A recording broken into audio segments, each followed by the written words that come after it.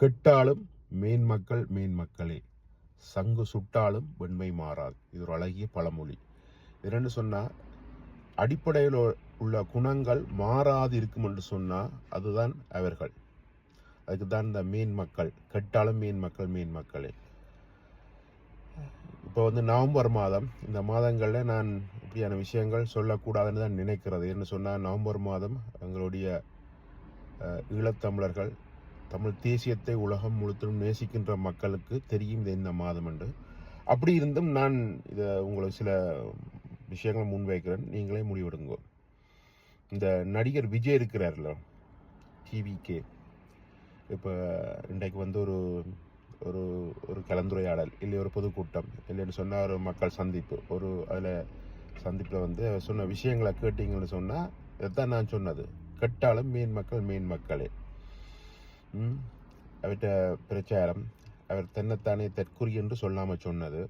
அடுத்த மக்களுக்கு வீட்டுக்கு எல்லாருக்கும் ஒவ்வொரு மோட்டர் சைக்கிள் இருக்கணும், கார் இருக்கணும், வீடு இருக்கணும்னு சொல்லி அந்த சம்பந்தமே இல்லாத ஒரு அரசியல் பேச்சு. உண்மையாகவே இவர் உண்மையாகவே இந்த தமிழத்திற்குரிய தலைவர் தானே, இல்லாட்டி தமிழத்துக்கு இவர் தான் நல்லது செய்ய போறாருன்ற அந்த அந்த பார்வை மிக தாழ்ந்து கொண்டே போகுது. அதான் நான் சொன்னேன், கெட்டாலும் மேன்மக்கள் மேன்மக்களே. அந்த நல்ல எண்ணங்கள் உள்ளவர்களுடைய பேச்சு இப்படி இருக்காது. இது கிட்டத்தட்ட இது மாதிரியான பேச்சுன்னு சொன்னால் இது கிட்டத்தட்ட அந்த புற மாநிலங்கள் அரசியல் பேசுகிறாக்கோட பேச்சு மாதிரி இருக்கு. உண்மையாகவே ஒரு சித்தாந்த கருத்தியல் கொண்ட ஒரு தமிழ் இனத்துக்குள்ளேருந்து வந்த ஒரு மனிதட்ட பேச்சு மாதிரியே இல்லை.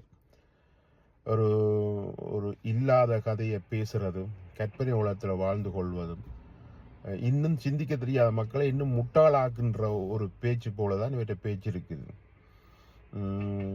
சரி, இந்த மாதம் நான் இதை பற்றி பேசக்கூடாதுன்னு நினைக்கிறேன். ஆனாலும் பார்த்தீங்கன்னு சொன்னால், இவர் கரூரில் 41 பேர் இறந்தா என்ன, இன்னும் 410 பேர் இதே மாதிரி மீட்டிங் இறந்தானே, இவர் திருந்த போகிறது கிடையாது. இவருக்கு பின்னால் கொஞ்சம் கூட்டம். கடவுளே, என்னத்தை பேசுகிறோம், என்னத்தை முன் வைக்கிறோம், என்னத்தை அரசியல் பண்ணுறோம்னு தெரியாமலேயே கதைச்சு கொண்டு போகிறாங்க.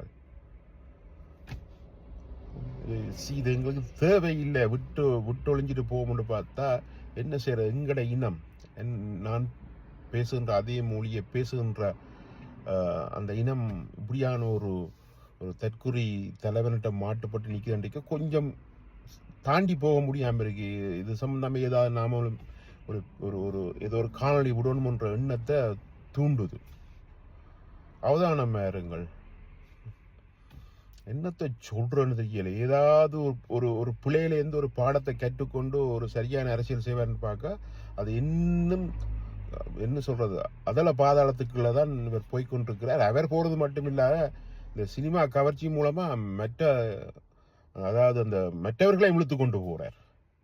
எங்க போய் எப்படி முடிய போதே தெரியாம இருக்கு. அரசியல் என்றாலே என்னண்டே தெரியுது இல்லை இந்த தற்குறிக்கு. அதுக்கு போற தற்குறிலியாம், தாங்க ஆச்சரிய குறியாம். சரி, போராட்டமே வாழ்க்கையா போச்சு தமிழர்களுக்கு. போராடுவோம். உலகம் முழுத்தில் உள்ள ஒட்டுமொத்த தமிழினமும் போராடுவோம்.